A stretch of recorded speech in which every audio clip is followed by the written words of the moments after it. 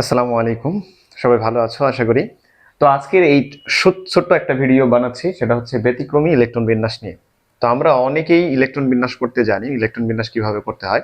তো ইলেকট্রন বিন্যাস আউফবাউ নীতি অনুসারে করি আমরা। তো আউফবাউ নীতি অনুসারে আমরা যদি নর্মাল ইলেকট্রন বিন্যাস করি তাহলে কেমন হবে, আর এটার এক্সাক্ট যে ইলেকট্রন বিন্যাস সেটা কেমন।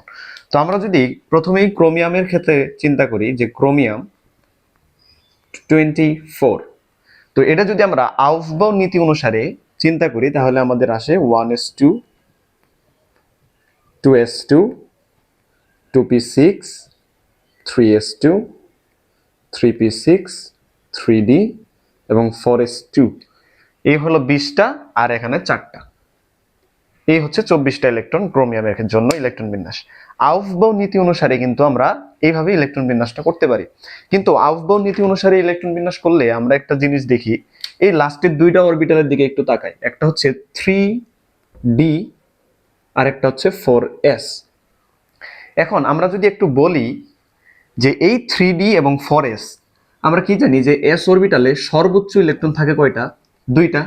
এবং d অরবিটালে সর্বোচ্চ ইলেকট্রন থাকে হচ্ছে 10টা। তো এটা হচ্ছে পূর্ণ অরবিটাল। এখন যদি আমি বলি s1 এবং d5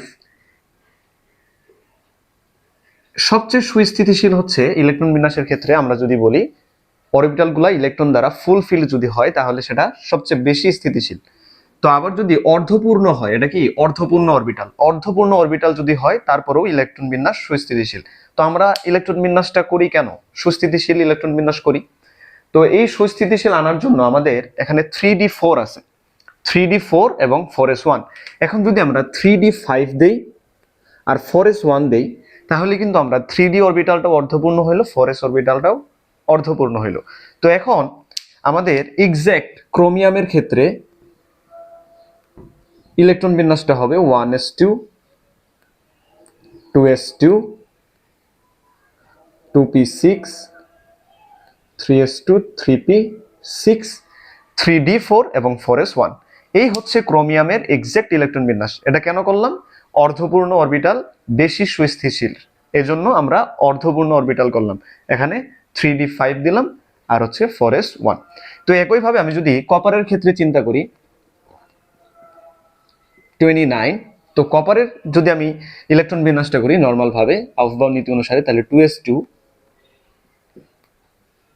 2p6, 3s2, 3p6, 3d এবং 4s2 হবে, এখানে 9 হবে। এখন যদি আমি এই কপারের দিকে একটু তাকাই, দেখি 3d9। আচ্ছা, 3d9 আর 3d10 এর মধ্যে কোনটা বেশি স্থিতিশীল মনে হচ্ছে?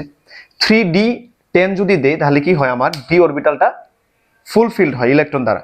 তাহলে এক্সাক্ট আমি যদি 3d অরবিটালটা ফুলফিল করতে চাই তাহলে আমার একটা ইলেকট্রন লাগে। আর যদি এই 4s যদি একটা ইলেকট্রন দেয়, 4s থেকে যদি একটা ইলেকট্রন নিয়ে আসি তাহলে 4s1 হয়। 4s অরবিটালটা কি হয়? অর্ধপূর্ণ, আর এটা পরিপূর্ণ। তো এই অর্ধপূর্ণ এবং পূর্ণ অরবিটাল বেশি সুস্থিতিশীল বলে কপারের ইলেকট্রন বিন্যাসটা হয় এরকম: 1s2, 2s2, 2p6, 3s2, 3p6, 3d10 এবং 4s1। এইদিকে একটু খেয়াল করি, একটু চেঞ্জ হয়েছে এদিক। তার মানে আমরা কি বুঝলাম? ইলেকট্রন বিন্যাসের ক্ষেত্রে অর্ধপূর্ণ এবং পূর্ণ অরবিটালের ইলেকট্রন বিন্যাস বেশি সুস্থিতিশীল, এজন্য আমরা কপার এবং ক্রোমিয়ামের ক্ষেত্রে ইলেকট্রন বিন্যাসটা একটু ব্যতিক্রমী ধর্মী হয়। তো আজকে এই পর্যন্তই, সবাই ভালো থাকো, আল্লাহ হাফেজ।